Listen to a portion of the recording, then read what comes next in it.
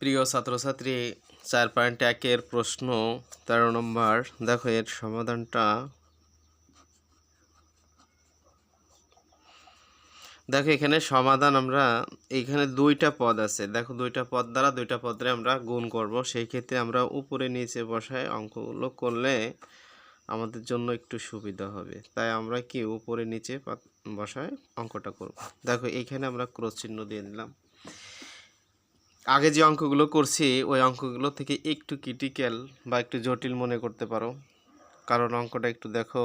এখানে আছে এই 3 এর সাথে এই উপরে দুইটা পদ গুণ করবা, তারপরে আবার এই দুইটা পদ দ্বারা এই পদ দ্বারা 2b দ্বারা এই উপরে পদ দুটো গুণ করবা। যেমন দেখো 3 এর আগে কোনো চিহ্ন না, তার মানে প্লাস চিহ্ন। এই প্লাসটা গুণ করো, প্লাসে প্লাসে প্লাস, যেহেতু শুরুতে বসছে সেই জন্য প্লাস চিহ্ন দেওয়ার কোনো প্রয়োজন নাই।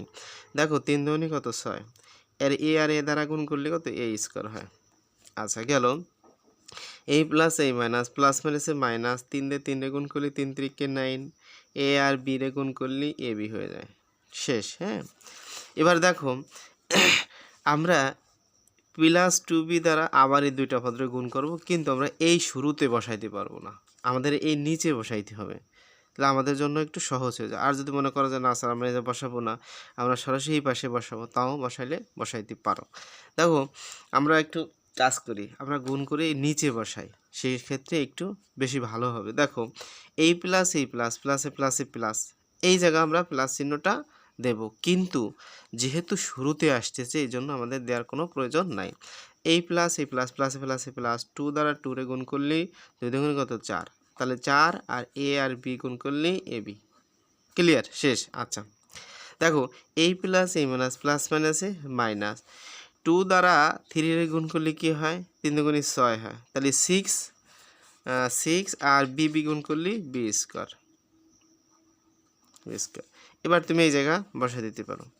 দেখো এখানে এ স্কোয়ার কিন্তু একটাই আছে, তাহলে আমরা 6a স্কোয়ার আমি দিয়ে দিই, একটাই এ স্কোয়ার, একটা আসছে বলে কি 6a স্কোয়ার একটা, আর কোনো স্কোয়ার নাই ইংরেজি লিটারের এ নাই, না থাকলে এটা বসাই দেবো। দেখো এখানে আছে কি, এখানে আছে +4ab, এখানে আছে -9ab। দেখো +4ab গুণের সময় কিন্তু যোগ বিয়োগ করতে হয়, এটা আমরা জানি, আর ভাগের সময় বিয়োগ করতে হয়। দেখো 9টা ab থেকে যদি 4টা ab চলে যায়, তার মধ্যে কয়টা ab থাকে 5টা ab থাকে। কত বলো 5টা ab। চিহ্ন কোনটা থাকবে, যোগ বিয়োগের সময় অবশ্যই বড়টার চিহ্ন থাকবে।